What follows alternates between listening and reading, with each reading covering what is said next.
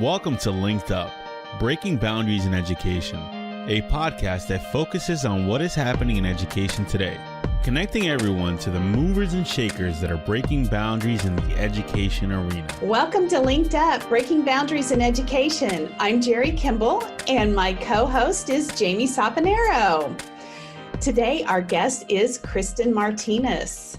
Kristin is a speech-language pathologist, and she works with PresenceLearning. We are excited to have her here today because she is working with a company that provides teletherapy, which I think it really isn't new because you have been working with them since 2013, is that right? I have, yes. Oh, 7 years, but I think it's pretty new to brick and mortar districts. And I am so excited to hear more about this because I think it's one of these things that people really don't know a lot about and really want to know more about. And it's kind of intriguing, you know. We want to know what teletherapy looks like, and I don't think a lot of us can put our arms around it or our brains around it to get a picture of what it's like. So really, if you could just pull the curtain back on that and give us a look of what is teletherapy and what do students receive when they have teletherapy services? Sure. Yeah, I have no idea. Yeah. Good. Well, I'm very excited to be here. So thank you both for inviting me. Sure. So yes, my favorite topic. So I love being able to share and talk on the topic of teletherapy. So just to give a little bit of background for anyone who may not be familiar with PresenceLearning, or as you said, teletherapy is really new. We have actually been around as a teletherapy company for 11 years now. So not new to us at all. And so we really have, it's been really a privilege during this time of COVID and school closures to be able to pass along our experience and support to everyone who had to become teletherapists overnight. Mm-hmm. So teletherapy is essentially, and the way we define teletherapy, so truly teletherapy goes back much longer than anyone thinks because mail is a form of teletherapy. So, you know, phone calls. So there have been versions of this that started a very long time ago, long before there was internet. But of course, what we're talking about is the gold standard of teletherapy is synchronous video, audio, conferencing to support therapy services. So that is as opposed to something like asynchronous or store and forward, which would be and I remember my mom is a psychologist, and I remember even back when I was a child that she would sometimes do phone sessions or record something on a cassette tape for a client and actually mail it to them sometimes if they really weren't able to come in for an in-person session. So, but that's not what we're talking about. So it really is highly reliant on quality internet access and the technology.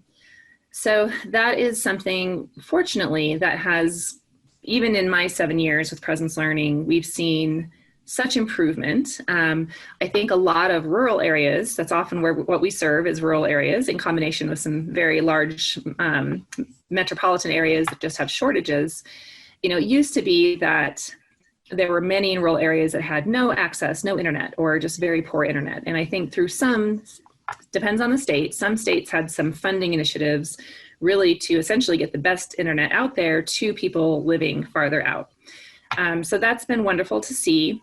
But I also think that we saw when schools closed across the country that there's still gaps. There's still students who, and it really is an access issue. It's an equity issue for internet because I think, you know, we all know, especially in this time of quarantine and all of that, how much we rely on the internet for so many things. So I'm encouraged to see, I think, more funding going toward those types of initiatives, just so that students, for all purposes, learning, basic needs, have that access they need. So what it looks like is, you know, I was the 13 years prior to joining PresenceLearning, I was in my local school district in private practice. And so I became a teletherapist, expected it to be a very short-lived stint that I was going to do during a planned time away, and fell in love with it and stayed. So because I really realized all of the concerns that I had about going into teletherapy, that I wouldn't be able to connect in the same way with my students. I wouldn't be as effective, that there might be some goal areas I couldn't work on. They really went away very quickly. So there's a lot of factors built into that, though. So it's very important that you do have the technology, that you have some training, you have some background on not how to, teletherapy is not a new form of therapy, but it's translating what we've always known, all of our skills that we do in person, and how to translate that into a virtual modality. So for students, they log in, and a really important piece of teletherapy, regardless of what platform you choose to use, is that some students will require some level of support there in person. So there's a spectrum of support, because the majority of students these days are digital natives, and they're often helping their therapists with like tech issues. Oh, sure. I go to my 13-year-old when I need help with developing a presentation. Of course. So from that standpoint, most kids are very savvy. But obviously, I really think of it as the level of support. If you think of your kids working in a brick and mortar setting, what type of support do they need to access general education? So for students who spend their day either in one-on-one support or very small group support, they're likely going to need that level of support in order to engage in teletherapy, either because they physically can't use a computer mouse, or they're nonverbal, or they have an AC device. So, there's a number of reasons, significant behavior needs. So that's a really important piece of what we do. We offer training for our school districts that are leasing our platform. Really the essential piece is that training up front, so that therapists feel confident in how to leverage the platform, how to work with students in a virtual modality. So, it is that strong combination of having appropriate technology and also having some support, tech support, clinical support, those pieces to really help the success of teletherapy services. What kind of services can students get through teletherapy? So it's special education services? Yes. So in terms of what PresenceLearning offers, so we have a couple of different paths. Up until March, the sole business model was that we contract with therapists, so SLPs, OTs, school psychologists, counselors, and LCSWs. They can contract with us, and then we connect with schools. We contract with, I think it's 47 states, districts in 47 states. And so then we make placements, and they work directly, just as if you were an in-person contractor, but you're doing it via teletherapy. So that was our original model. And then, but all of our therapists have had the ability to do their work using our proprietary platform. So it's a platform that's been built over the last decade. It's not based in anything else like Zoom or another platform. So it was built for therapy. So it really is, everything in it is specific to different clinical purposes. So in March, when all of these closures happened, we pivoted quickly to make the platform itself available to school districts. And so a school district could lease our platform for their therapists who work with them on site, but who now were seeing all their students at home. So that's really where that's great. Yeah. Yes. Yeah. And our first launch was with our own school districts who we'd already been working with. We had therapists assigned to, part of the caseload, but then they also had 50 SLPs there in person, but they had to become teletherapists suddenly. So in the spring, we offered that for free to our existing districts and said, okay, you can, your people, your employees can, come to our training, use the platform. So that's really was something that we were very happy to be able to do to, keep those services going for students. Yeah. That's interesting, because I was thinking about this, as you were talking, I thought, well, they really didn't have to do anything different when remote learning hit, right? Because you were already doing it. But you really shifted in terms of allowing access to a wider audience with your platform. So that was your biggest pivot, it seems like. It was, yeah. And that's what made us very, very busy. So certainly direct services, but there was a huge interest in the platform itself and in the training. And Yeah. so that has become a significant part of my job, as well as other people in the company, is supporting that piece of it and the training. So for any district that, comes on board, leases the platform, the therapists will first go through like a web-based training, and then we have live trainings, and then ongoing clinical like office hours. And we also have a live tech team that has always supported our therapists, but they're available to families. So, I think that it's just for so many people who were thrust into this in the spring and having to, use more standard business platforms like the one we're in right now, which is tremendous in many ways and for many purposes, but not built for therapy. And there's no built-in clinical support. There's no built-in tech support, really. I mean, you can go to 1-800 number, but, we have the ability, clinicians can chat live in the therapy room, and our tech person will pop up. They'll call the family. They'll call, we have bilingual support team members. So yes. So like you said, like we've been doing this for a long time and had all these systems already in place to support our therapists to contract with us and our students and our schools. It was really wonderful to be able to turn that and keep those supports in place with people just using the platform. That's great. And I bet your platform also provides a level of security as well, because there's probably a lot of that concern too. It does, yes. So we do have, our platform is HIPAA and FERPA compliant, which is, everyone learned what that is if they didn't know before. Great. But then we also have it's a web-based platform. So every user has their own unique login that they would give to families, give to students. Right. And students will come into a waiting room. So nobody just pops into your therapy room, your therapy session. You get a little notification, a doorbell that somebody's trying to log in. So it does give really complete control to the therapist over who's allowed into a session. And in the same token, they also can have, supervisors like it, because they can, if they need to supervise, we have SLPAs using the platform. SLPs can supervise and also log in and be part of the session and supervise with the SLPA running activities. So, having that flexibility, again, because it was built really by clinicians with our brilliant product and engineer team members, but for the purposes of therapy. Specific needs, right? Yeah. There's just very little things that were born out of, our therapists saying, hey, can you do this? This is something that I need to be able to do. For instance, one feature that we offer at the start was enabled, I think 2 or 3 years ago, because it started with counseling services. So we have students who receive counseling with some of our school psychs and counselors. And we were hearing from some of our counselors that some of their kiddos they were uncomfortable or upset by seeing their own video image when they were in a counseling session. It was disturbing to them. Sure. So they asked for the ability for that to be turned off. So the product team developed that. So in our platform, the therapist can, they can run a group session. You can have multiple students in a session.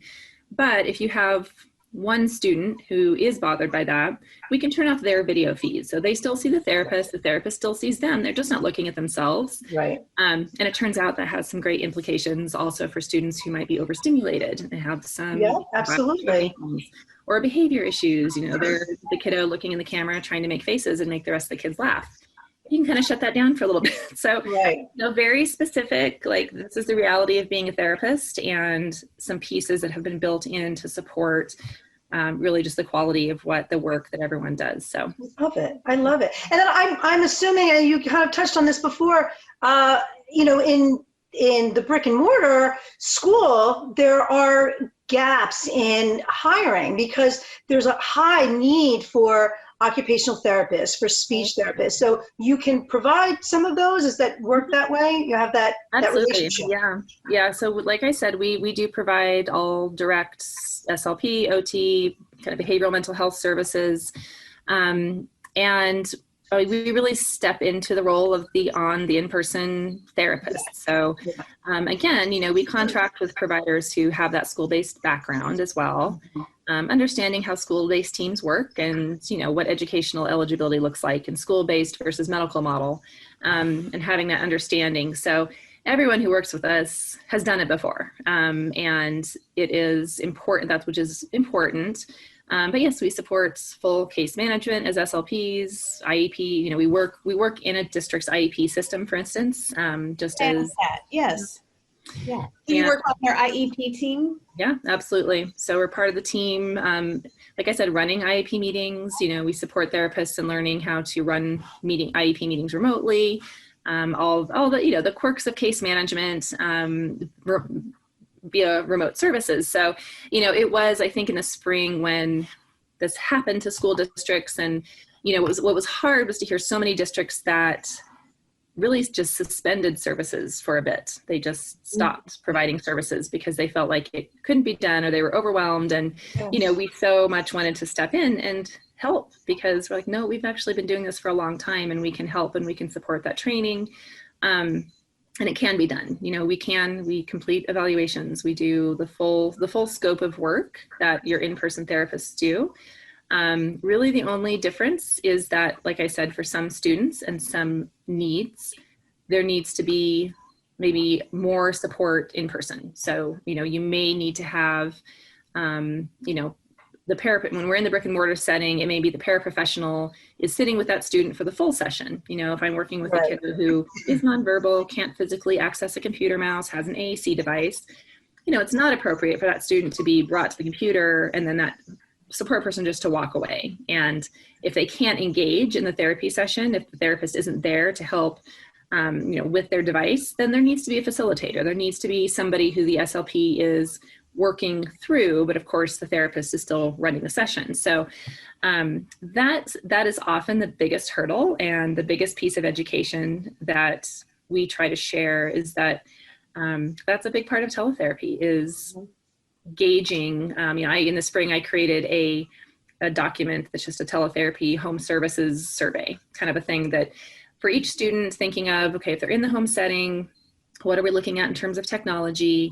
As SLPs, ideally every child would have a headset with a microphone, but knowing that right now that's probably not realistic, that all children are going to have that, but having at least earbuds, something that's going to give us as therapists the best audio quality we can have, especially if those are TIC kiddos and fluency and some of those needs. And that we as therapists should be wearing a headset with mic as we are providing services, because that provides the best model for these students. So there are details that are important.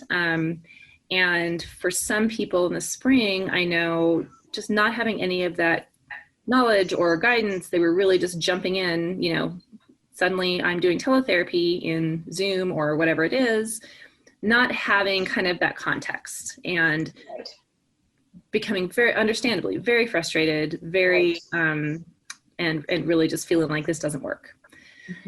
So that's really where we try to communicate how successful it can be, but you do need to know there's details to it. There are things to know and things to be aware of so that it is a successful model. Yeah, that comfort zone needs to be in place, right? So they need to know, like, this is different than their regular classroom now, because of, and this is our comfort space now. So, and this way they can transition into that mode for what their needs are. Yeah, I mean, when I transitioned years back, it was a slower process, because I went through our training period, and then, I had kind of a mentor type person, somebody that I could check in with who'd been doing teletherapy. So it was a gradual, I was like, over the course of the next couple of months, I became more comfortable with different aspects and had some freedom to do that. And I know that in the spring, our colleagues didn't have that luxury. They didn't have the opportunity to take time and take things in, which was, very, very stressful for so many people.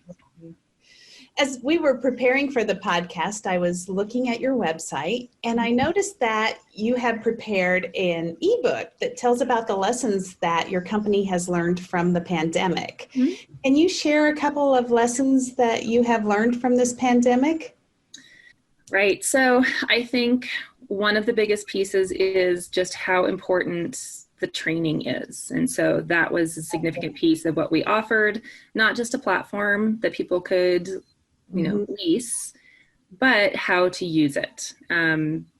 Because, as I was saying, that can very quickly become very frustrating. And we've heard from some of course, within a school district, there can be hundreds of therapists. And so some individuals have still been frustrated and came back with feedback. And generally, when we kind of dig into it, you realize that those individuals that were still struggling really hadn't taken advantage of the training and resources. They still just tried to log in and start therapy and not, take a little bit of time to attend the live trainings with me or one of my colleagues and understand those details. So, we do as much as we can to set people up for success. That's what we want. Having been a teletherapist and worked in our platform for so many years, I know how well it works and how successful it can be for students. So I always hate to hear that, because I really, the bottom line is we want kids to receive quality services, and we want to support therapists in their districts. But it does take some investment in terms of a little bit of learning and a little bit of training. So that's an important piece that we've learned. And we've also, just really learned the value, again, of having not only that clinical side, but the underlying tech support that is, again, fortunately, we had this in place because of the direct services we've provided for years. But that, when you are, as we experienced a little bit earlier, inherent in internet is sometimes there's issues. And so our goal is to make sure therapy sessions continue, that they're not interrupted, that we're not canceling sessions, mounting those therapy minutes that they're already behind on. And so that's why it was really important to us to not only make the platform available, but to include our tech team. So, again, hearing from so many therapists in the spring where that was one of the number one frustrations is just feeling like, I don't know what to do. And you feel very helpless as a teletherapist, especially as a new one, when there's tech issues on your student side. And, I've been in PresenceLearning for 7 years. I'm not a tech person. So I still heavily rely on our wonderful tech team, because that's their job. They know what they're doing, and they can fix things so much more quickly than I can. And so that's really become an integral piece, is helping therapists, not only giving them the platform, the training, but if they are in a session and video's frozen, audio's frozen, some feature isn't working, being able to very quickly jump on with somebody, as opposed to having to cancel the session, get on 100, make a phone call, stay on hold. Right. Yeah, it's just a very important piece of ensuring the continuity of services for students. Yeah, the model wouldn't work without that infrastructure in place and that support, that your team to support that. Yeah. And they know what they're doing. They've worked with students, they've worked with therapists, they've worked with parents, so they understand the frustration when you're just just tell me what to do. I'm not a tech person. As a mom myself with kids learning online, I feel like I'm in the same boat, because they're using a different system. And so if they have an issue, I'm like, I don't know. I don't know how to fix this, And so it's like parents don't have time to do all this. So yeah, I think it's as much a part of the delivery of quality services to have the related supports in place as the platform itself is. Yeah, it just gives you the comfort to know that there's someone there that's going to help you if it falls down. Yes. And they're kind. They don't make you feel like an idiot for asking, for realizing that you were just on the wrong tab, and that's why you can't see anything. Oh, it's Kristin again. I think we know we can help her. We can help her, and that won't be a problem. Oh, that's good. No, that's so important. It really is. It's important for all stakeholders, for sure, sure. And I also envision, you've been doing this for so long, but I envision that there were probably some schools years past that didn't buy into this because they didn't believe perhaps that this could be done remotely, or it was appropriate to be done remotely, right? Well, obviously, we now know everything can be done remotely. And our podcast is Breaking Boundaries in Education. You've been breaking this boundary for so long now. You all are pros at it. You have it down. You have a lot to teach us about it. But what are some of the different success stories that you have that you can share with us? Yeah, it's been very interesting having been with the company for as long as I have. In the early days, I think I was doing a lot more objection handling. So not only from school districts, but from, our colleagues from SLPs on site who sometimes I think maybe felt it was teletherapy was threatening their positions, which I just thought, no, this is a way to redistribute our profession, because there's not enough of us to go around, and there's especially not enough of us in certain areas. So we have students without access to quality care. They're going underserved or non-served, and we have therapists who are completely overwhelmed. I mean, I do a lot of presenting at state conferences, and some states it's routine for therapists to have 100 plus kiddos on their caseload.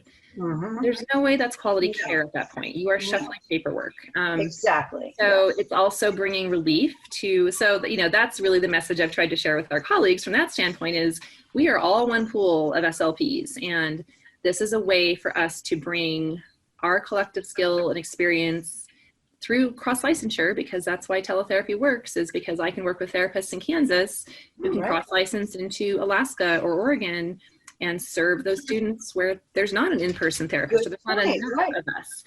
So I think that was a mind shift at first, is that, we're not coming in to take your jobs, period. Like, of course, I mean, a district will, if they have a therapist walk in the door, that's the straighter line. They will, of course, almost always hire that in-person therapist if that's the option. But as the years have gone on and teletherapy has expanded, there's been less and less of kind of the pushback, and I think people are just becoming more educated. Therapists at conferences, going to presentations and learning more about it. I'm seeing our new crop in graduate school where often part of their coursework now that they're learning about teletherapy. So, which is really exciting to see. But yes, even now, I mean, even with all this, we still have some districts where, especially in some states, where it's just not as widespread. There's not as much. It's very new. It's still very novel. And there's questions, and understandably, it's just not something they've experienced. But so we have, lots of success stories. Fortunately, it's always, we hear great feedback all the time. But I think of a district that was in Maine, and pretty remote, and they number one just skeptical about teletherapy, but were really, their hand was forced in the spring and had to. And so there was really one therapist in particular, one SLP in the district, who had known either through colleagues or she had known about our platform. And so she pushed really hard. I think she kind of harassed the director, because I think they had been providing a business platform, something that was free for the district in the spring. And she was just going out of her mind. The stress of trying to conduct therapy and plan and materials and not having any kind of a library to pull from was just so challenging. So she really championed, and we ended up being able to demo to this district and the director, and they signed on to use our platform, and they've just been thrilled. And so, like the rest of her colleagues, they're so grateful to now have access to a therapy platform versus what they were working through. And again, because they have schools that are remote and they have families, so then they have families that are remote, and all the kids are joining from home now, having that tech support has been a huge. Sure, exactly. Yeah. They can leverage that for sure. Absolutely. Yeah. And so I think, and I really believe that, across the board, a lot of things are going to be permanent moving forward. I think that this has been such a significant change for all of us in so many ways. I think businesses are going to change how they do some parts of their business, knowing what they know now about what can be done. But also schools. I think that even when, unfortunately, much sooner than later, kids are all back, because that's where we want them to be, is in the buildings if they want to be there with their teachers.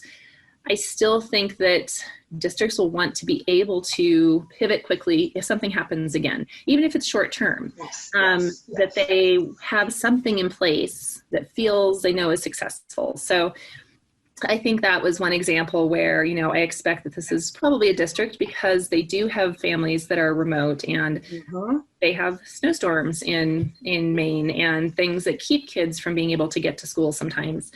So knowing that, you know, now they have staff that knows what to do, they know what they're doing, they have a platform that works well for them, that it may be even more of a long-term solution versus just through the COVID period. I mean, it really just solves a lot of problems. There's so many schools that are so small, and they can't have these staff members in place in the building, paying insurance, doing all of that. They just can't do it. So they have to contract out. But now we see that there's another level here that is that we can take advantage of, because now you can contract out, but you have this support in any situation that we encounter.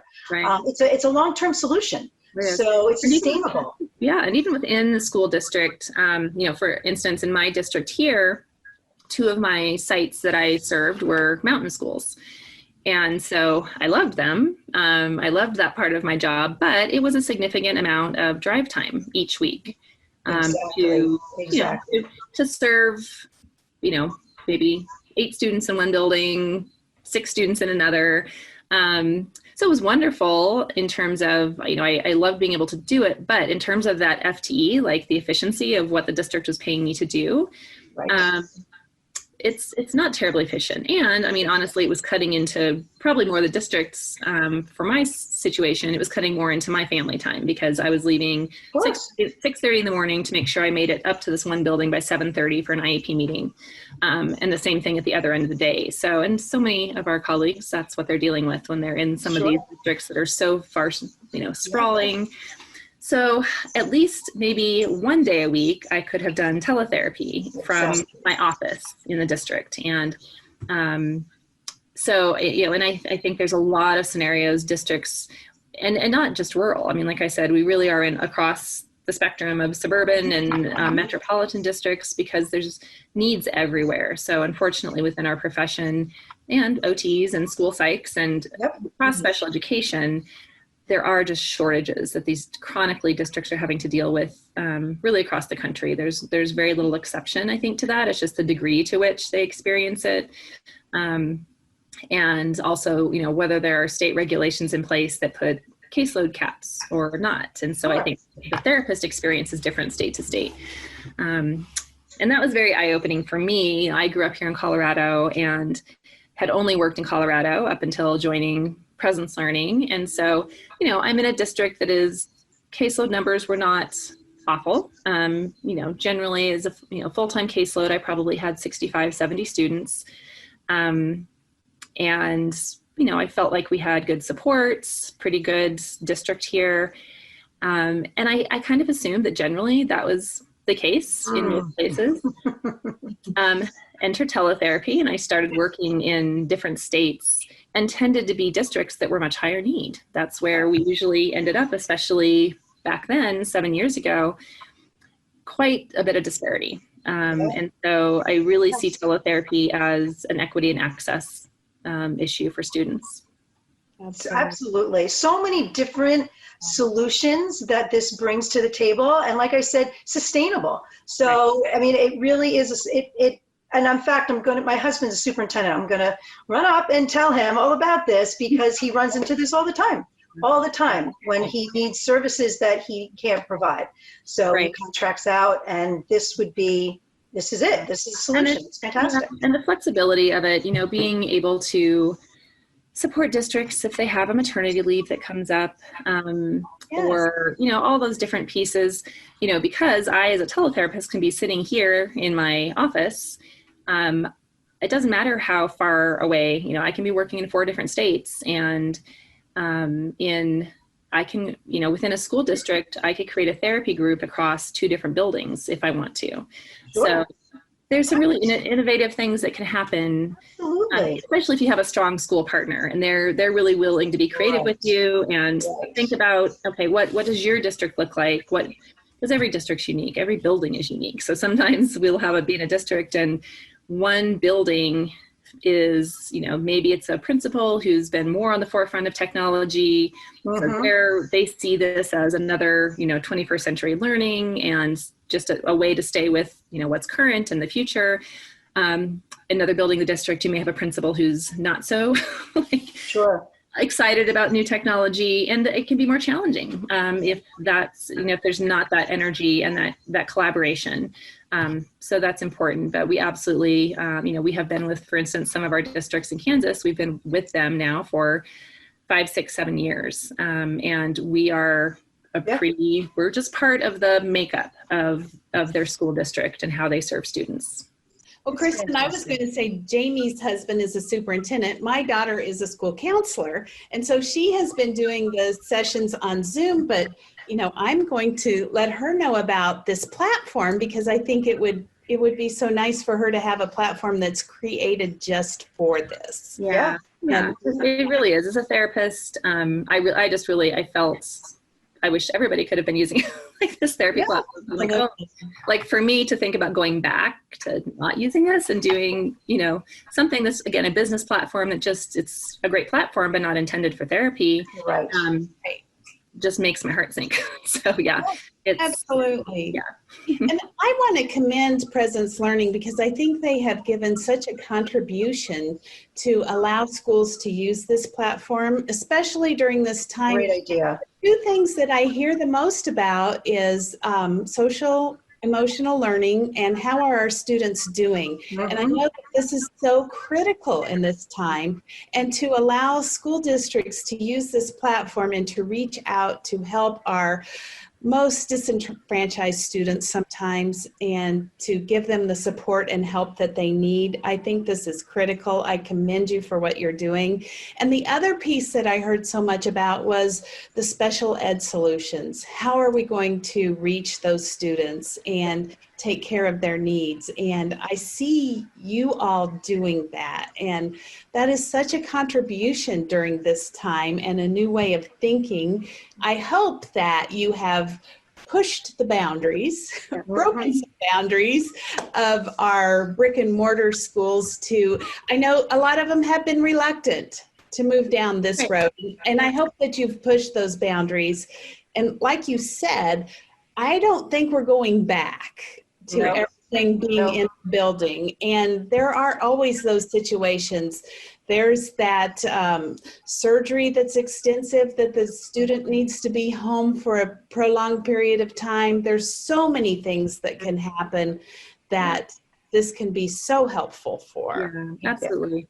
And our therapists still connect with all their kids. I have hear from our therapists all the time, and they are, I just the other day was chatting with one of our therapists who, has been doing she's new with us, but she just has bonded with her students and has loved it. And she was, asking if she could send holiday cards like in the mail to all of her kids and if that would be okay. And, there's just, we don't change as therapists in terms of like why we're doing this and what we try to do. So we would not have therapists who have been contracting with us for, really there's therapists who've been with us longer than I have. So 10 years, we have some people who've been with us that long. They wouldn't be doing it if they weren't still getting that connection to their students and seeing progress and being able to, graduate students out of therapy services. Like it just wouldn't have continued because at the heart of it is our therapists. And so if people would leave, they would not stay doing this if they didn't still feel that they were effective and, doing the job that they always wanted to do. So that's 10 years ago, I started the Kansas Online Learning Program, and I tell people that it is so counterintuitive that they wouldn't believe it, but I was running a brick and mortar and a virtual program at the same time.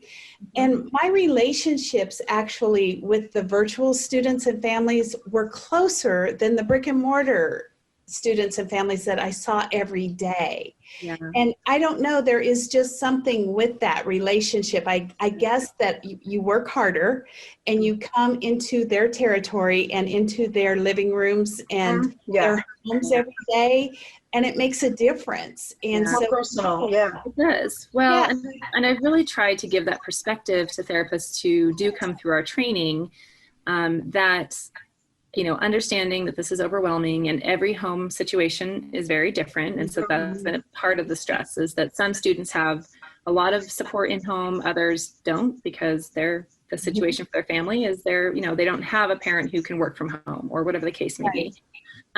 But in some cases, I hope that our colleagues have the opportunity to take this moment to connect more with the families. And you know, I run through a scenario of working with a student who has an AEC device, and how, you know, our platform allows integration of a second camera. So I can have my AEC app up on my iPad, and I can have that second camera trained over my iPad, and the student could have the same if they have their device, their Dynabox or their iPad. So I can see the actual interaction with that device. I can see the touch screen or how they're moving through pages. And you can have an opportunity to coach the parent.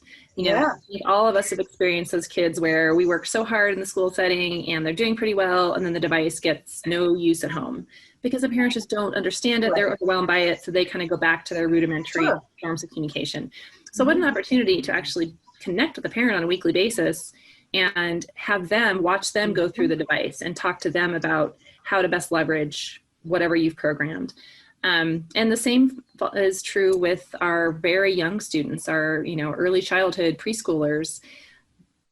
And there's research to show that teletherapy is such a strong model for early intervention because it necessitates the full involvement of that parent or guardian. Right, exactly, which is so needed at that primary level. Yeah. I mean, the coaching model is best practice when you're talking about early intervention. And but, you know, certainly I know going into home setting previously in my life, sometimes that's, you know, I would come in to do therapy, and that's when, you know, mom or dad needed to go take care of some chores, do some work. You know, again, we understand that. And then I do the quick 5-minute rundown at the end of the session of, okay, let's try to do this.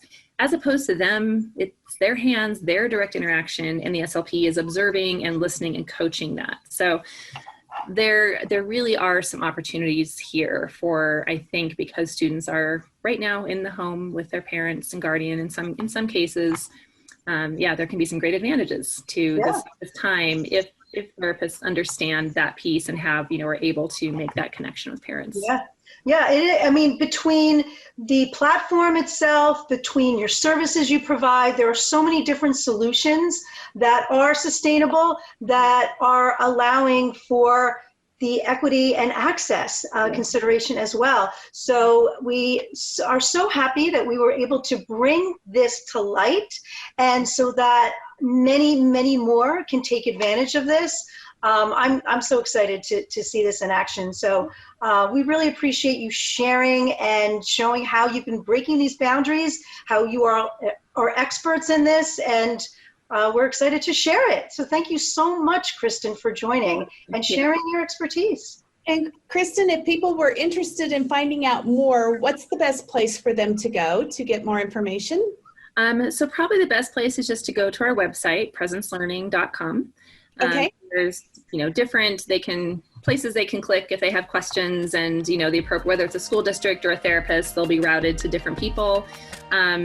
Certainly anyone can reach out directly to me, just Kristin.Martinez@PresenceLearning.com. And so I'm always happy to take questions and, you know, give people more information. So that's great. We'll have everything in the show notes, so we'll have easy access. All right. Well, thank you so much. It was really so nice talking with you both. I appreciate it. Thank you. Thank you for joining. Conversation. Thank you so much. Thank you. Kristin.